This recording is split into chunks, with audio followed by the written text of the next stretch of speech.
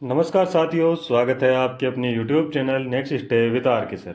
आज हम बात करने वाले हैं बीएसटीसी पीटीईटी 2025 में रीजनिंग के कुछ क्वेश्चंस और राजस्थान जी के और शिक्षण अभिरुचि के जो क्वेश्चंस हैं उनके बारे में। ठीक है, जो एग्जाम में बार बार पूछे गए। तो आज का सेशन शानदार होने वाला है, सेशन को लास्ट तक देखना। चैनल पर पहली बार आए वो चैनल को सब्सक्राइब कर लेना, बेल आइकन को प्रेस कर लेना ताकि नोटिफिकेशन आप सभी के पास पहुंच सके। ठीक है, चलिए बढ़ते हैं अपने सेशन की ओर। क्वेश्चन नंबर 1 की ओर बढ़ते हैं। क्वेश्चन नंबर 1 दे रखा है, शिक्षण अभिरुचि का जो क्वेश्चन है वो दे रखा है। कितन क्या दे रखा है, बालक की आलोचना उसके साथियों के सामने करनी चाहिए, यह कथन है सत्य, असत्य, पूर्ण सत्य या आंशिक सत्य। बताना है कि जो बालक है उसकी जो आलोचना है वो उसके साथियों के सामने करनी चाहिए या नहीं। अगर करनी चाहिए तो क्या ये सत्य कथन है या असत्य कथन है या फिर पूर्ण सत्य है या आंशिक सत्य है। हमें बताना है कि ये कथन कैसा है। तो ये अगर हम बात करें बालक की आलोचना की तो ये कथन क्या है, असत्य कथन है। ऑप्शन बी अपना राइट आंसर हो जाएगा। ठीक है, बालक की जो कमियां हैं या जो भी आलोचना है वो उसके सामने करनी चाहिए, जबकि उसके साथियों के सामने नहीं करनी चाहिए, यानी एकांत में उसी को बुलाकर फिर करनी चाहिए। ठीक है, चलिए आगे बात करते हैं नेक्स्ट क्वेश्चन की। नेक्स्ट क्वेश्चन दे रखा है 2 नंबर, अध्यापक के प्रधानाध्यापक व साथी अध्यापकों के साथ संबंध होने चाहिए। अगर एक बात करें किसकी, अध्यापक की, और उसके संबंध की बात करें किसके साथ, एक प्रधानाध्यापक के साथ और उसके साथी अध्यापकों के साथ, तो उसका जो संबंध होना चाहिए वो कैसा होना चाहिए, सामान्य संबंध होना चाहिए, ईर्ष्यावादी संबंध होना चाहिए, सहयोगी संबंध होना चाहिए या फिर विपरीतार्थक संबंध होना चाहिए। तो यहाँ पर अगर बात करें तो कैसा संबंध होना चाहिए, सहयोगी संबंध होना चाहिए। ऑप्शन सी अपना राइट आंसर हो जाएगा। ठीक है, समझ गए। चलिए आगे बढ़ते हैं नेक्स्ट क्वेश्चन की ओर। क्वेश्चन नंबर दे रखा है हमारे पास 3 नंबर। क्वेश्चन नंबर 3 कह रहा है, प्रतिष्ठा कम शिक्षकों की प्रतिष्ठा कम हो जाती है जब वे शिक्षण को मानते हैं। क्या मानते हैं, समाज सेवा, राष्ट्र निर्माण, धनोपार्जन या छात्र कल्याण। क्या मानते हैं जिसके कारण शिक्षक की जो प्रतिष्ठा है वो कम हो जाती है। तो वो अगर बात करें तो वो होती है धनोपार्जन। ठीक है, धनोपार्जन के कारण क्या होती है, उनकी प्रतिष्ठा है वो क्या हो जाती है, कम हो जाती है। ठीक है, चलिए आगे बात करते हैं क्वेश्चन नंबर 4 की। एक शिक्षक में गुण होना चाहिए, शिक्षक में गुण होना चाहिए, क्या गुण होना चाहिए, शिक्षण मनोविज्ञान का, प्रसन्नचित्तता का, निष्पक्षता का या उपरोक्त सभी। से एक शिक्षक में गुण होना चाहिए, कौन कौन से होने चाहिए। देखो यहाँ पर दे रखे हैं हमारे पास 3 गुण दे रखे हैं। कौन कौन से दे रखे हैं, शिक्षण मनोविज्ञान का गुण।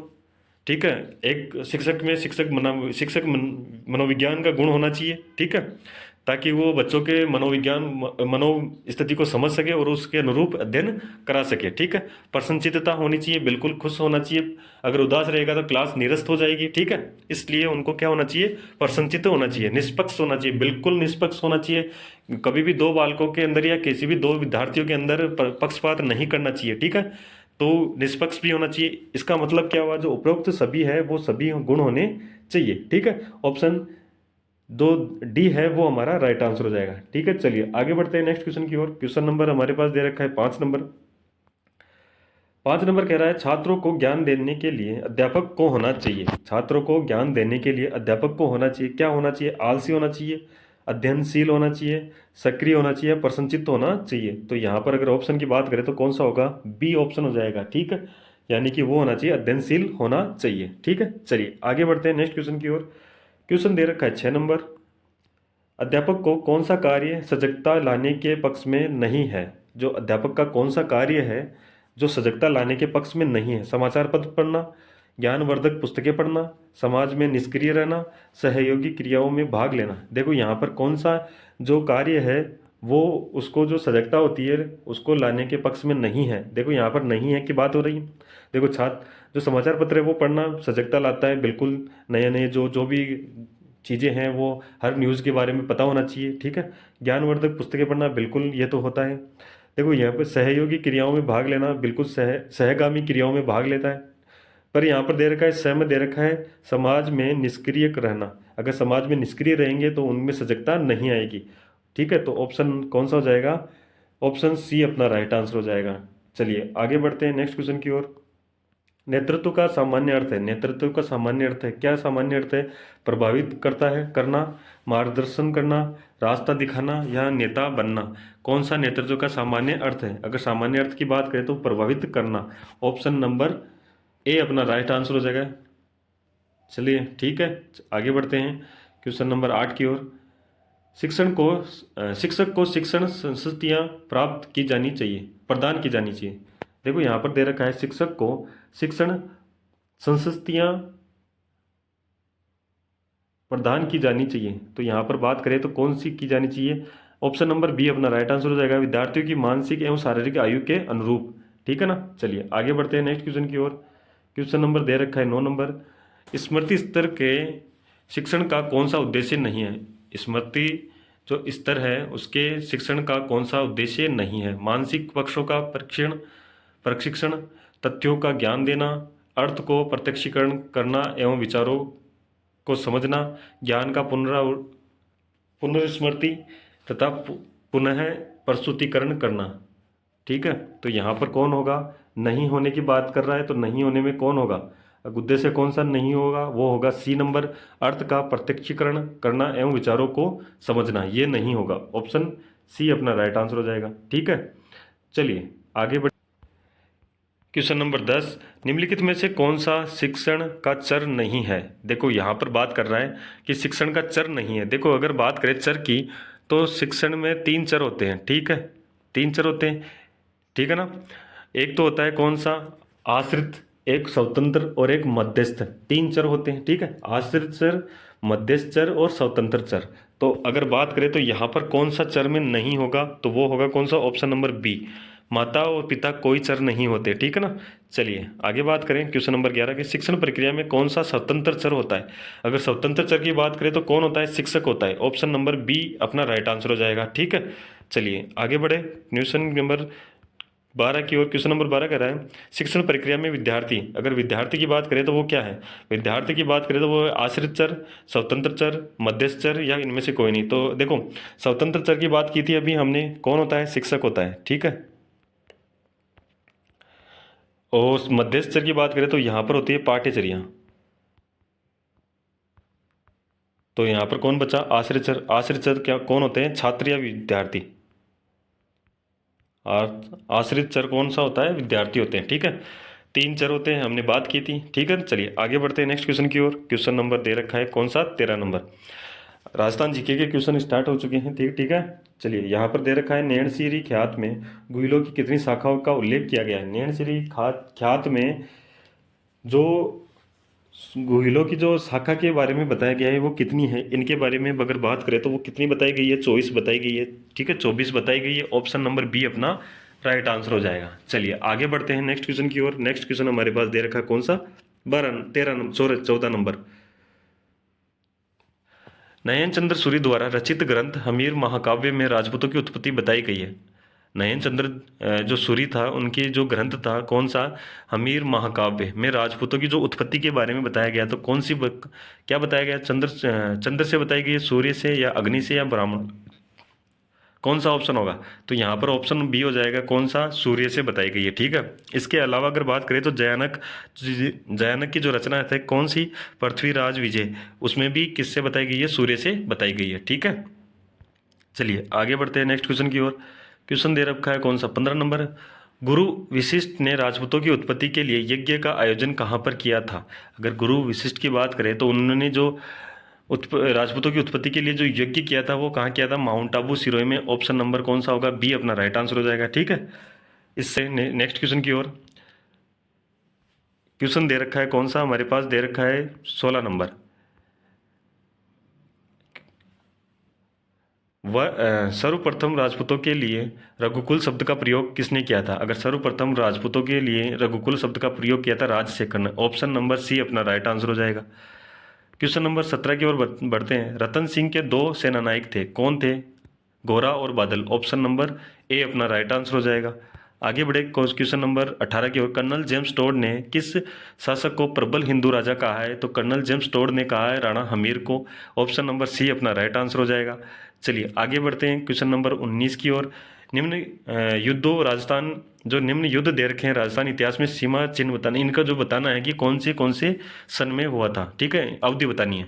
अगर बात करें किसकी? खानवा की युद्ध की, तो ये खानवा का युद्ध कब हुआ था? अगर खानवा की युद्ध की बात करें तो ये हुआ था 1527 में। ठीक है। अगर बटनेर की बात करें तो ये कब हुआ था, ये हुआ था 1300, अगर बटनेर की बात है 1398 में, 1398 में, ठीक है। सुमेल गिर या गिरी सुमेल का युद्ध हुआ था, ये हुआ था कब, 1500, गिरी सुमेल का युद्ध कब हुआ था, 1544 में, ठीक है। और जो हल्दी घाटी का तो ये आप सभी को पता है 1576 में हुआ था, ठीक है ना। अब हमें पता है कौन सा होगा, 2 नंबर, 1 नंबर आएगा पहले, फिर आएगा 1 नंबर, फिर कौन सा आएगा, फिर आएगा 3 नंबर, और लास्ट में कौन सा आएगा, 4 नंबर। अगर आप देखोगे तो ऐसा ऑप्शन ऑप्शन बी में मिलता है, ऑप्शन बी अपना राइट आंसर हो जाएगा, ठीक है। चलिए आगे बढ़ते हैं नेक्स्ट क्वेश्चन की ओर। क्वेश्चन नंबर 20, निम्न निम्न में से कौन सा ग्रंथ कुंभा की रचना नहीं है। अगर कुंभा की बात करें तो कौन सा ग्रंथ उसकी रचना में नहीं है, तो कलानिधि है ना, वो इनकी रचना नहीं है। वो किसकी है, गोविंद की है। किसकी है, गोविंद की है, ठीक है ना।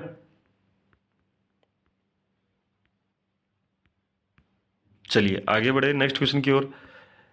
नेक्स्ट क्वेश्चन है, चूरू, झुंझुनू, हनुमानगढ़, सूरतगढ़ और गंगानगर के क्षेत्रों में कौन सी बोली बोली जाती है। अगर बात करें कौन सी बोली बोली जाती है, तो यहाँ पर कौन सी बोली होगी, शेखावाटी बोली होगी। ऑप्शन नंबर डी अपना राइट आंसर हो जाएगा। चलिए आगे बात करें क्वेश्चन नंबर 22 की, राजस्थान की भाषा के लिए सर्वप्रथम राजस्थानी शब्द का प्रयोग किसने किया था।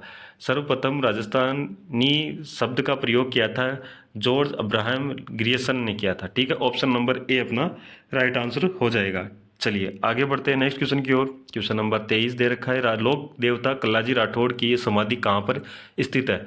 तो लोक देवता कल्लाजी राठौड़ की जो समाधि है वो कहाँ पर है, चित्तौड़गढ़ में। चित्तौड़गढ़ ऑप्शन ए में दे रखा है, ऑप्शन ए अपना राइट आंसर हो जाएगा, ठीक है। चित्तौड़गढ़ में कहाँ पर, भैरव पोल के पास में स्थित है, ठीक है। कल्लाजी राठौड़ को 4 हाथ वाला देवता भी कहा जाता है। चलिए आगे बढ़े नेक्स्ट क्वेश्चन की ओर। नेक्स्ट क्वेश्चन दे रखा है 24 नंबर, जीर्ण माता कौन से राजपूत वंश की कुलदेवी है। अगर जीर्ण माता की बात करें तो ये कौन से राजपूत वंश की कुलदेवी है, कुहेल वंश की, राठौड़ वंश की, परमार वंश की, या फिर चौहान वंश की। तो यहाँ पर अगर बात करें तो कौन से वंश की है, चौहान वंश की है, ठीक है। आगे बढ़ते हैं नेक्स्ट क्वेश्चन की ओर। नेक्स्ट क्वेश्चन दे रखा है, कामड़िया पंथ की स्थापना किसने की। अगर कामड़िया पंथ की बात करें तो कामड़िया पंथ की स्थापना किसने की, रामदेव जी ने। ऑप्शन नंबर कौन सा होगा, सी अपना राइट आंसर हो जाएगा, ठीक है। और कामड़िया पंथ की जो महिलाएं हैं वो रामदेव जी के मेले में 13 ताली नृत्य करती हैं, ठीक है। तो ये अगर बात करें 13 ताली नृत्य की, तो वो कौन करती है, कामड़िया पंथ की महिलाओं द्वारा किया जाता है। चलिए आगे बात करें नेक्स्ट क्वेश्चन की ओर। क्वेश्चन दे रखा है 26 नंबर, राजस्थान में गांधी सागर बांध किस नदी पर स्थित है। अगर राजस्थान में गांधी सागर बांध की बात करें तो यह है चंबल नदी पर। ऑप्शन ए अपना राइट आंसर हो जाएगा, ठीक है। ऑप्शन ए अपना राइट आंसर हो जाएगा। आगे बढ़े क्वेश्चन नंबर 27 की ओर। क्वेश्चन नंबर 27 कह रहा है, राजस्थान की कौन सी नदी वैदिक एवं पुराण काल से संबंधित है। अगर वैदिक और पुराण काल की बात करें तो वो कौन सी नदी है, वो है सरस्वती नदी। ऑप्शन डी अपना राइट आंसर हो जाएगा, ठीक है। चलिए आगे बढ़ते हैं नेक्स्ट क्वेश्चन की ओर।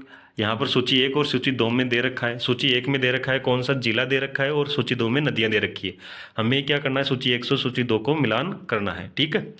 तो यहाँ पर अगर बात करें उदयपुर, अगर उदयपुर की बात करें तो ये कौन सी नदियाँ हैं। अगर बात करें तो उदयपुर की, तो यहाँ पर सोम और जाखम नदी, ऑप्शन जो उदयपुर में दे रखा है, तो उदयपुर कौन सी नदियों के साथ जुड़ेगा, सोम और जाखम के साथ, ठीक है। और बूंदी की बात करें तो बूंदी में कौन सी नदी की बात होगी, तो वो होगी कुराल नदी की बात, ठीक है। भरतपुर की बात करें तो गंभीरी और पार्वती ऑप्शन।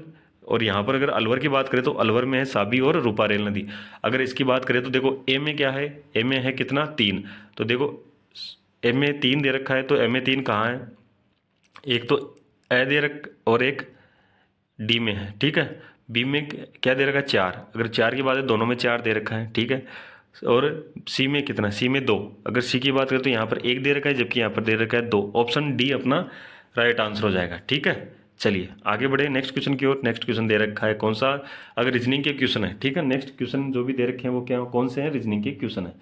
यहाँ पर क्वेश्चन दे रखा है, उस संबंधित विकल्प का चयन करें जो प्रश्न चिन्ह के स्थान पर आएगा, जो प्रश्न चिन्ह है वहां पर आएगा, उसी का विकल्प के में चुनना है, ठीक है।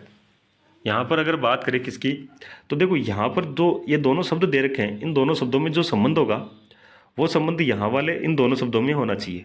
तो सबसे पहले इन दोनों शब्दों के हम क्या करेंगे, संबंध इनमें फाइंड आउट करेंगे। तो यहाँ पर अगर मैं बात करूँ तो सबसे पहले नंबरिंग करूँगा, 1, यहाँ पर एन 14 पे आता है, आई कितने पे, 9 पे, 13 पे एम आता है, ए 1 पे आता है, और एल आता है कितने पे, 12 पे, ठीक है। यहाँ पर अगर बात करें इनके नंबर की, तो यह दे रखा है कितना, 15, ये दे रखा है कितना 2, यहाँ दे रखा है कितना 14, यहाँ पर कितना दे रखा है 10, फिर m दे रखा है 13 और b दे रखा है कितना 2। ठीक है, अगर यहाँ पर आप संबंध अगर ढूंढोगे तो यहाँ पर आपको संबंध मिलेगा, क्या मिलेगा, देखो यहाँ पर 1 है जबकि यहाँ पर 2 है। इसका मतलब क्या हुआ है, यहाँ पर क्या हुआ है 1 बढ़कर लिखा गया है। ठीक है, यहाँ पर कितना 14 और यहाँ पर 15, इसका मतलब यहाँ पर भी 1 बढ़कर लिखा गया है, यानी कि 2 नंबर है उनको आपस में इंटरचेंज किया है और क्या किया है, एक एक बढ़ा के लिखा है। यहाँ पर अगर देखोगे तो यहाँ पर 10 लिखा गया है और यहाँ पर कितना लिखा है 14, यहाँ पर 2 और यहाँ पर कितना 13। ठीक है, अब आप समझ गए यही फॉर्मूला या जो ये भी मेथड है ये यहाँ पर अप्लाई करेंगे तो हमें पता है जी कितने पे आता है 7 पे, आर कितने पे आता है 18 पे, ठीक है, ओ कितने पे आता है 15 पे, यू आता है कितने पे 21 पे, एन आता है कितने पे 14 पे और डी आता है कितने पे 4 पे। अब देखो 7 को यहाँ 1 छोड़ के पीछे लिखना है तो यहाँ पर 7 को और 1 बढ़ाना है तो यहाँ पर कितना आएगा 8, और 18 में 1 बढ़ाना है और आगे लिखना है तो यहाँ पर कितना आएगा 19। ठीक है, 15 को 1 बढ़ा के लिखना है तो 16, और 21 को 1 बढ़ा के लिखना है तो कितना 22, 14 को 1 बढ़ा के लिखना है तो 15, और 4 को 1 बढ़ा के लिखोगे तो कितना आएगा 5। अब 19 पे बताया क्या एस आता है, बिल्कुल एस आता है, 8 आएगा एच, 8 पे एच आएगा, 22 पे क्या आएगा वी आएगा, 16 पे पी, 5 पे ई और 15 पे ओ। अगर आप बात करोगे तो यहाँ पर अगर ऑप्शन बी देखोगे तो ऑप्शन बी अपना राइट आंसर हो जाएगा। ठीक है, बी राइट आंसर हो जाएगा। चलिए आगे बढ़ते हैं नेक्स्ट क्वेश्चन की ओर। क्वेश्चन दे रखा है कितना 30 नंबर, नीचे दिए गए विकल्पों में से पहले 2 शब्दों के संबंध में अनुरूप तीसरे शब्द के लिए नीचे दिए गए विकल्पों में से उसे सबसे उपयुक्त शब्द चुनिए। यहाँ पर पर्वत दे रखा है, पहाड़ और पेड़ दे रखा है और क्वेश्चन मार्क। देखो यहाँ पर अगर पर्वत और पहाड़ की बात करें, इन दोनों में देखें तो यहाँ पर देखो पहाड़ क्या होता है, बड़ा होता है किससे, पर्वतों से। ठीक है, तो यहाँ पर क्या है पेड़ दे रखा है, इसका मतलब ये भी बड़ा है, और किससे बड़ा होगा तो यहाँ पर अगर बात करें किससे, जंगल से बड़ा नहीं हो सकता, वर्षा बिल्कुल नहीं, पत्तियां बिल्कुल नहीं, यहाँ पर क्या आएगा झाड़ियाँ।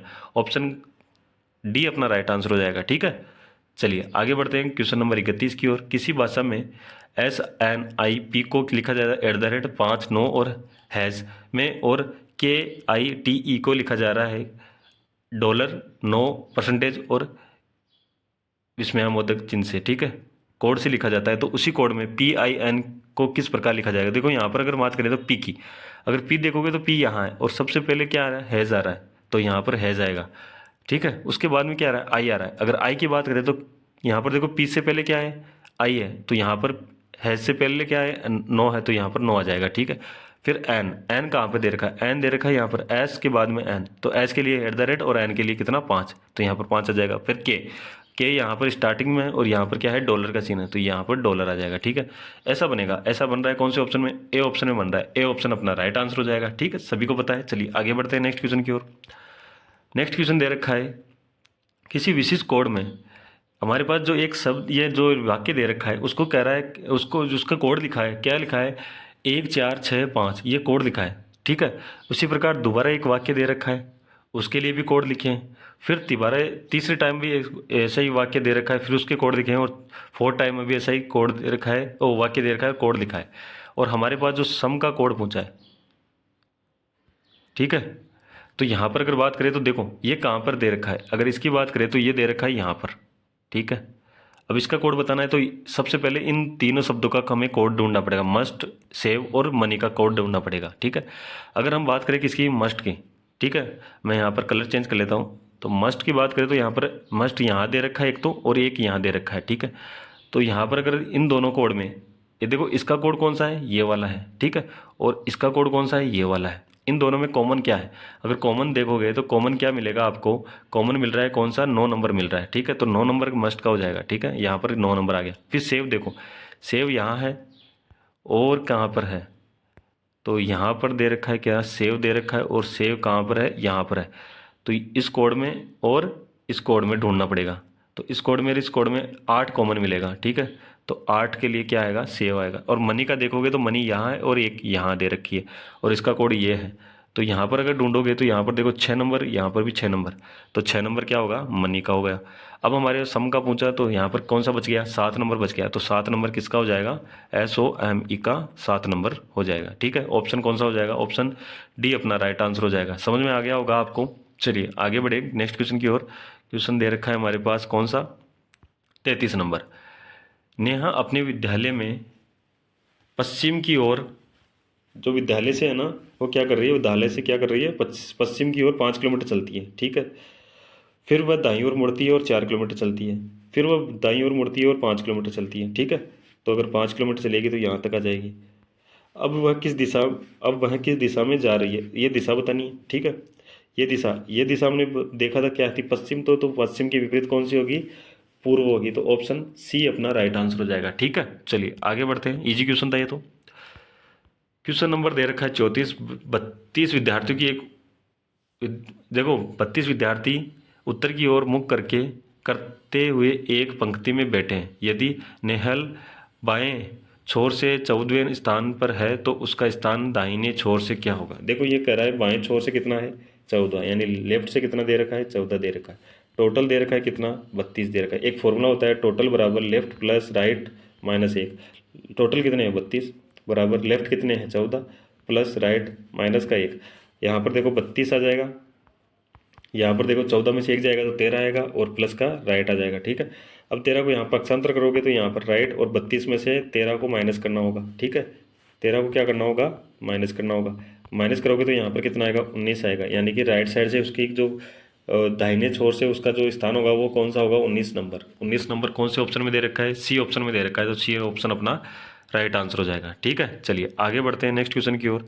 नेक्स्ट क्वेश्चन दे रखा है कौन सा, 35 नंबर। नीचे दिए गए विकल्पों में से कौन दी गई श्रृंखला को पूरा करेगा। यहाँ पर एक श्रृंखला दे रखी है, उसको कौन सा जो विकल्प है वो पूरा करेगा। तो यहाँ पर अगर बात करें तो कितने यहाँ पर अक्षर है, तो देखो 2 और 2 4, 2 6, 2 8, 2 10, 2 12, 2 14 और 2 16। 16 है तो हम क्या करेंगे, इसको 4 4 के हिस्से में इसको डिवाइड कर लेंगे। तो 4 यहाँ तक हो जाएगा, 2 और 2 4, 4 यहाँ तक हो जाएगा, 2 और 2 4 यहाँ तक हो जाएगा और 4 यहाँ तक हो जाएगा, ठीक है। यहाँ पर बात करें किसकी, देखो यहाँ पर ए दे रखा है, फिर ए दे रखा है, तो यहाँ पर दोनों खाली है। यहाँ पर ए है, यहाँ पर भी है, इसका मतलब यहाँ पर डबल ए आ जाएगा, ठीक है। यहाँ पर ए आ जाएगा, ठीक है, और यहाँ पर भी ए आ जाएगा। लास्ट में सी है, इसमें भी लास्ट में सी है, इसमें खाली है और इसमें भी सी है, तो यहाँ पर सी आ जाएगा। डबल ट्रिपल ए सी ए, ऐसा ऑप्शन बनेगा। ऐसा ऑप्शन ऑप्शन बी में दे रखा है, ऑप्शन बी अपना राइट आंसर हो जाएगा, ठीक है ना। चलिए आगे बढ़ते हैं नेक्स्ट क्वेश्चन की ओर। Question number 36। एक तस्वीर में एक लड़की की ओर इशारा करते हुए सुनीता ने कहा वह नीलम की माता जी है। वह क्या है, नीलम की माता जी है। ये नीलम है, उसकी माता जी है तस्वीर में, ठीक है, माँ। और नीलम के पिताजी मेरे पुत्र हैं, तो वो महिला है। इसका पुत्र है कौन, नीलम का पिता। नीलम की माँ है तो नीलम का पिता होगा यहाँ पर, ठीक है। और ये वो महिला खुद है और ये नीलम की माँ है। सुनीता किस प्रकार उस तस्वीर व लड़की से संबंधित है। देखो यह सुनीता है, ठीक है,